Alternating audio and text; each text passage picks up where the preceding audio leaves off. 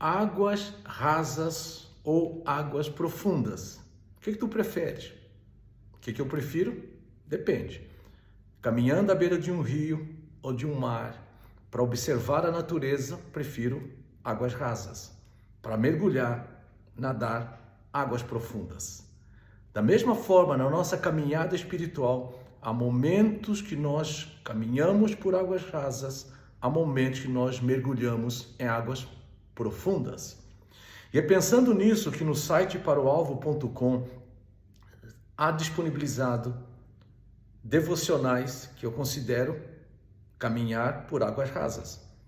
E há estudos bíblicos que eu considero mergulhar em águas profundas.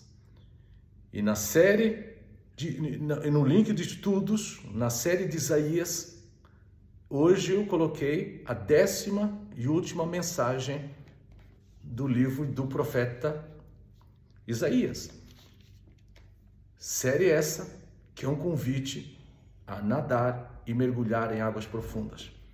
Mas seja mergulhar em águas profundas ou caminhar em águas rasas, debaixo da direção, da capacitação, da iluminação do Espírito Santo, é necessário a disposição de conhecer, compreender, apropriar, praticar a palavra de Deus, sabendo que é este praticar que nos torna pessoas bem-aventuradas ou felizes, como afirma a própria palavra de Deus.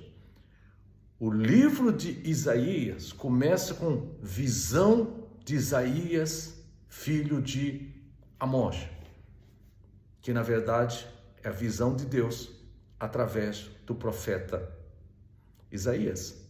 Um livro de profecia, da revelação do que Deus quer dar ao seu povo por intermédio do profeta.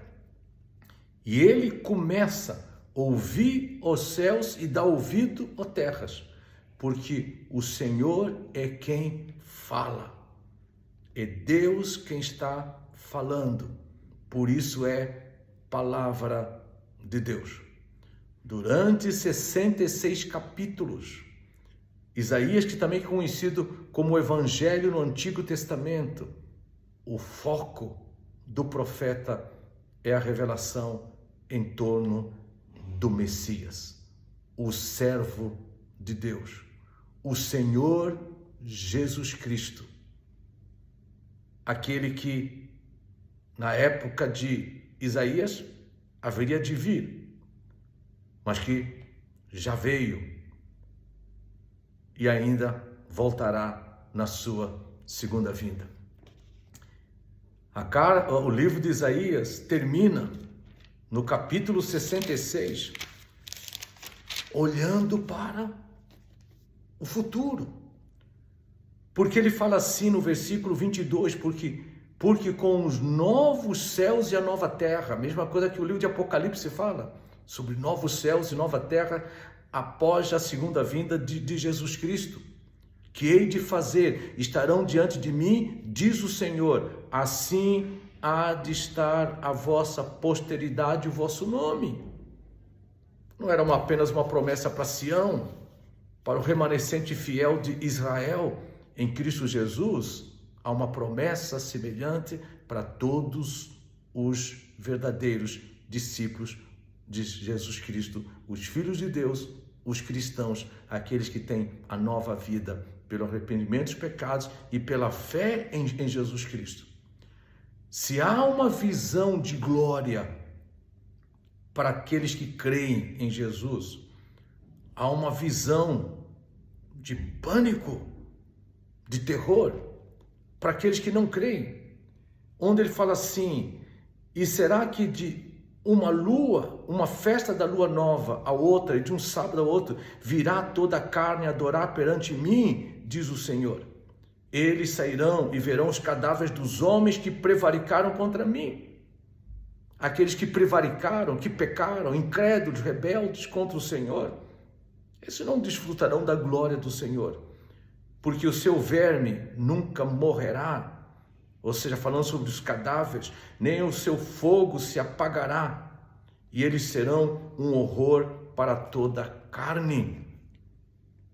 Visão de glória, mas também uma visão de condenação, de juízo para aqueles que prevaricaram, aqueles que pecam, aqueles que se rebelam e que não aceitam o Senhor Jesus Cristo como único e suficiente Senhor e Salvador. A palavra de Deus, ela nos